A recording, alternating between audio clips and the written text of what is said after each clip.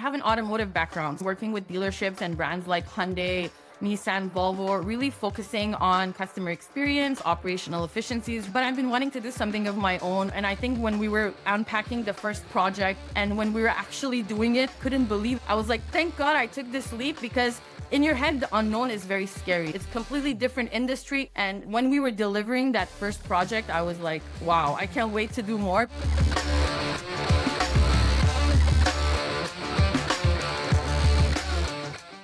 Hi everyone, welcome to Inside Spray-Net, where we feature the team behind the magic. I'm Carmelo Marsala, founder and CEO of Spray-Net. I started this company back in 2010, and shortly after, we began formulating our own proprietary coatings. Over the years, we've secured 4 patents on our processes and chemistry and built an incredible network of franchisees across all of North America. But enough about me. This podcast isn't about my story, it's about theirs. And today my guest is actually not too far from our head office here in West Island of Montreal, Mrs. Pardy. How are you, Pardy? Hi, Carmelo. I'm great. How are you? Good, good. So, Pardy, let people know who you are, where you're from. How'd you get here? What's your story? I'm Pardy. I have an automotive background. So I've been working with dealerships and brands like Hyundai, Nissan, Volvo, really focusing on customer experience, operational efficiencies, really a career in automotive all my life. But I've been wanting to do something of my own. I've been wanting more control over my time and my creative vision.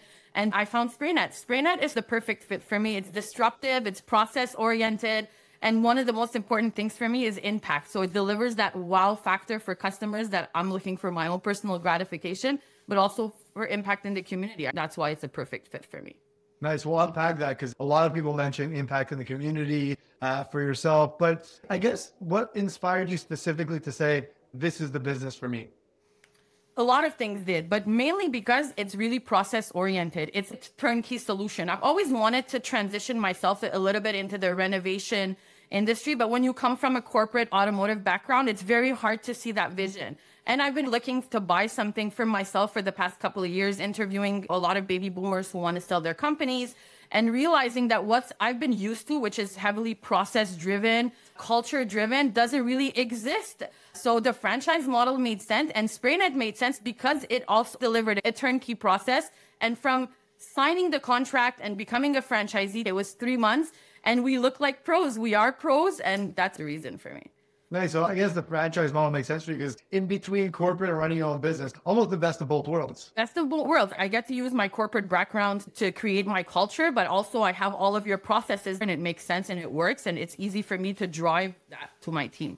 And how does that benefit the customer? Because you said in 3 months we look like pros. You are pros technically, right? So you're a local business owner with the backing of an organization. How does that benefit the customer? And how has that benefited you so far? So it benefits the customer on so many levels because we have this expertise. I'm not just showing up alone with my crew. I have the backing of Spray Network behind me. I have a coach that's with me all the time. I have a training crew. I'm never alone. So the customer never feels like they're dealing with somebody that's new to what they're doing. So what's actually been the most surprising or rewarding part so far? Let's say the most surprising, I didn't think it would be this hard to build a team culture. I think in the beginning, I was focusing on sales and schedules, and I quickly realized that my success really lies on building my team. Building the team and building the culture will set the reputation and everything else will flow. So that was the most surprising because from the corporate perspective, I would come into a dealership and I would just try to optimize and then leave. But when you're dealing with humans and other employees, it was really the people portion of it that was the most surprising. I poured the most energy into that, into building a strong team. I think that one was the most surprising. It's funny because we just recently filmed another podcast and somebody else from a corporate background said, on a corporate background, you're doing this one thing, everything else is being taken care of. But now when you have your own business, you got to think of all of these other things, right? Like the team culture, training them, making sure they're happy, but also all of the other stuff. So I guess that's been surprising for you. Has it been fun, challenging, rewarding, overwhelming? Very fun, very rewarding, absolutely overwhelming for sure. But it's something that you're doing for yourself. So there isn't anything more rewarding that I've done in my life. And when it comes to employees and their time, and when you see that my values align with theirs, and then we see the customer's result, we've actually done 7 projects so far. So when you see those results and you see the Google reviews come in and you're like, yes, we were able to deliver on our culture, our value, and the customer gets to see that every day, that is the winner. Nice. Well, I'm happy a little bit more about that. But can you think of a moment, because you're relatively new, you said 7 jobs so far, you've got quite a few more signed.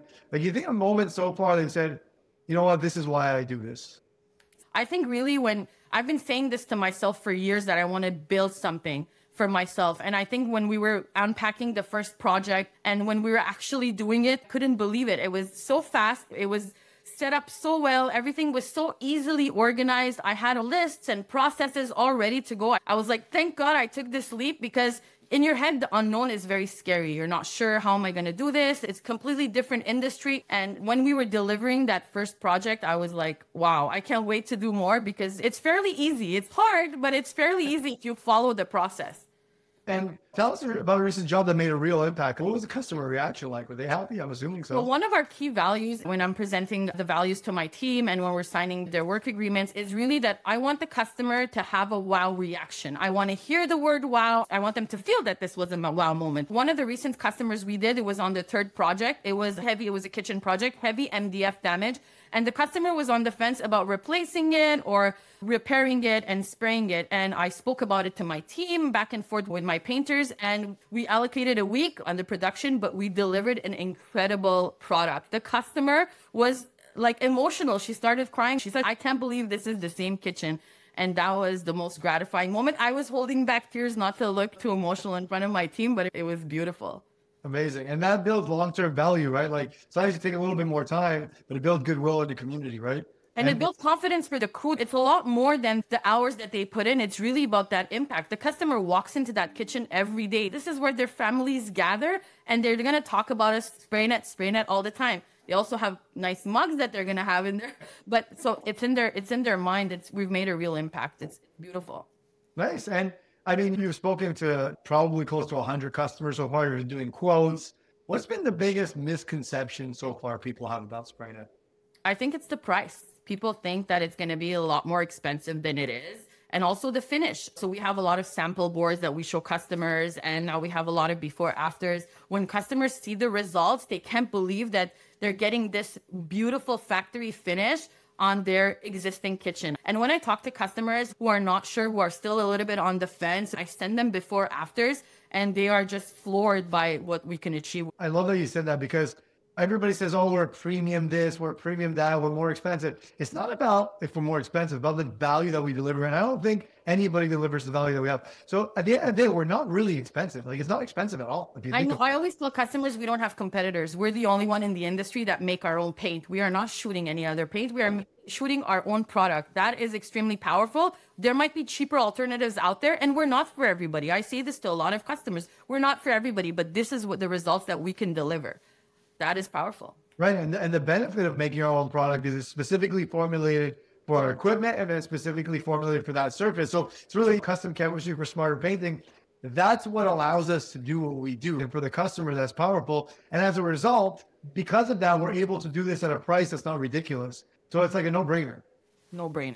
I can't wait to do my kitchen. So enough, I guess. So if someone's on the fence about booking with Spray-Net, what would you tell them?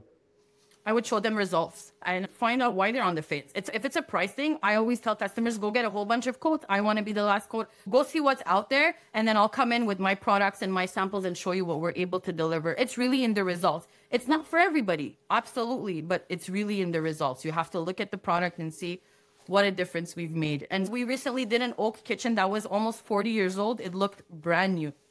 Yeah, we're not the cheapest option, but we absolutely deliver the most value, like bar none. Of course, we sound like we're biased. Try us out and you'll see. So what advice would you give someone thinking about starting a business, whether it be a Spray-Net or just starting a business in general? You were there, you were thinking about it. What advice would you give them?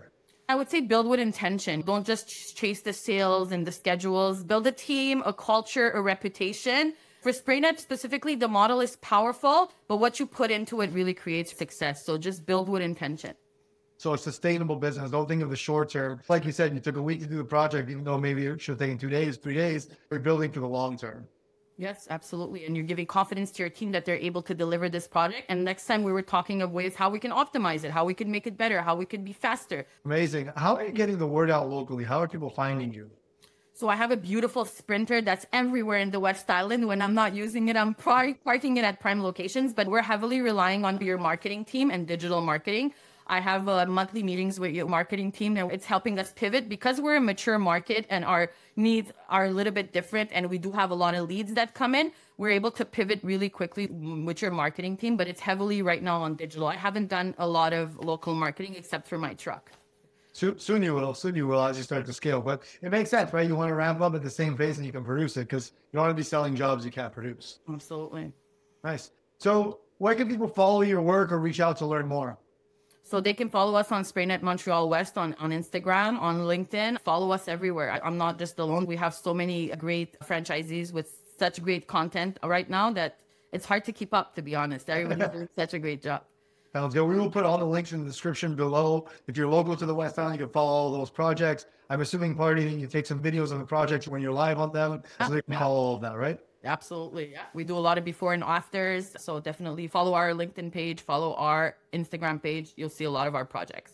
Sounds good. It was great talking to you, Pardy, and it was really fun.